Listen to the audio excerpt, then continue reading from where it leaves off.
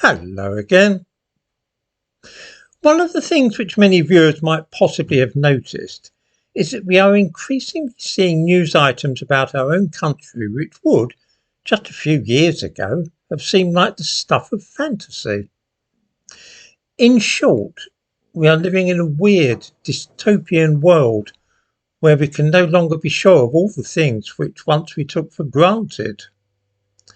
Who could possibly have foreseen, for example, that the number of babies born to British mothers in Britain would fall by a quarter in just 15 years, while at the same time the number of babies born to Indian mothers in this country would rise by 73%, and those born to West African women would rise by 37%. If one did not know any better, one might almost think that the British nation was in danger of fading away entirely in a few more decades. Unless the catastrophically low birth rate among British people is somehow reversed, then this is at the very least likely. That is to say that we shall become no more than a small minority in our country. It is hopeless to agonise over how such a situation came to pass. The only worthwhile question which we can possibly ask is what can be done to tackle such an extraordinary state of affairs, where one baby in 3 in our country is born to parents who were born abroad. I don't know why we have chosen to embark upon such a course, but it's still not too late to remedy the situation, although it is to be doubted that any future government would really have the strength of character necessary to take such steps. I'm talking about fairly simple and straightforward things.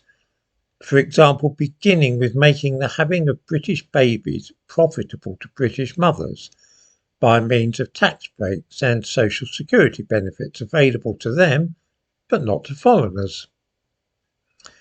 In Hungary, a Hungarian woman who has more than 3 children is exempt from income tax for the rest of her life. There's an idea. Reorganising allocations of social housing and giving British people preference would also make a difference and could easily be arranged without too much fuss. These small measures would encourage one part of the population to have babies.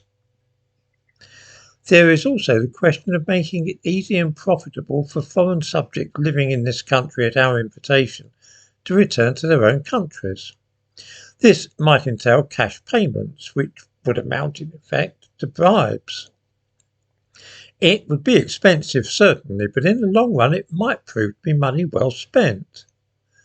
Access to the National Health Service could also be limited for some categories, emphasising it as a national rather than an international health service.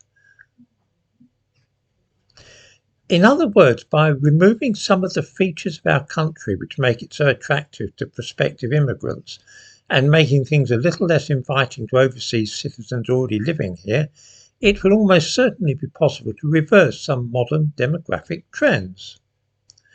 None of these measures need involve any degree of compulsion at all, but could be achieved simply by tweaking existing social security benefits, the tax system and the National Health Service. I'm not suggesting mass deportations of the kind that Donald Trump has been speaking of, but rather redressing the balance of our society a little so that British people are favoured over and above those from other countries. This hardly strikes me as an unreasonable state of affairs. In the description to this video I give a link to the data from the Office for National Statistics and also a newspaper report on the figures about which I've been talking.